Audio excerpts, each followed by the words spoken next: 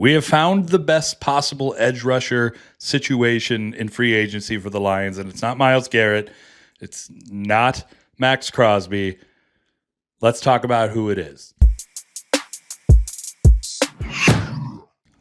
Hi, I'm Mike Payton from A to Z Sports Detroit, and today we're going to talk about why Khalil Mack might be the best route the Lions can go if they're looking to make a huge move at edge rusher this offseason. So obviously Myles Garrett and Max Crosby have been in the conversation for Detroit Lions fans all offseason long. Crosby going back to 2023. Like, this is a guy that Lions fans really, really want to come back to the Michigan area after he played at Eastern Michigan, was such a big star there. But, you know, the thing is, to get either of those guys, you're going to have to trade probably bottom line 2 first-round draft picks, maybe a player, maybe some additional draft picks as well. And then you're going to have to wind up paying at least Myles Garrett a lot of money.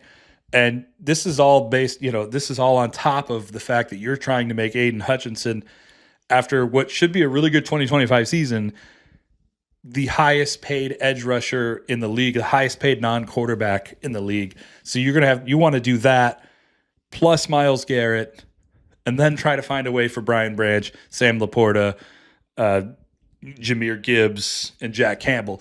That's hard. That's going to be really hard to do. Obviously, there's a really good chance you get Garrett in or Crosby, you're probably going to win a Super Bowl. And that's an awesome thing, but you do make a sacrifice for the future. But with Khalil Mack, you don't get that. So with Khalil, while he is 34 years old, turning 34 this week, as a matter of fact, he's still one of Pro Football Focus's highest graded edge rushers. He had a 90 grade this past year. He had over 50 pressures. He had 9 sacks. He's still a very good player. I don't see a drop off coming. And if you pair him up with Zadarius Smith and probably a rookie, on one side that you draft in the first or second round or whatever it may be, you'll have that first round draft pick, by the way, because you're not going to be trading it to Cleveland or Las Vegas. And then you have Aiden Hutchinson on the other side, and you've got a pretty good group there, along with Ali McNeil and DJ Reader in the middle. And I mean, that's what you need. That's all you need at this point.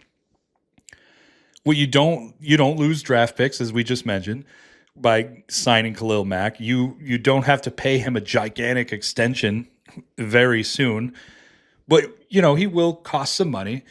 Josh Keepo, a cap expert that we deal with a lot here at A to Z Sports, is projecting that Mack will make a 2-year, $45 million deal.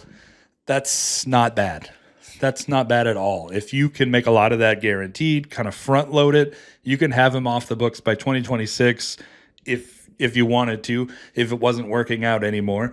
But and then you have, all your money to sign all the guys that you want to sign and bring back, obviously, with Gibbs and Branch and Laporta and Campbell.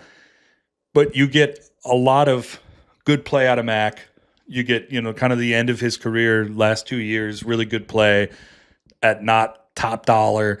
You don't have to sign him to an extension. You don't trade away picks.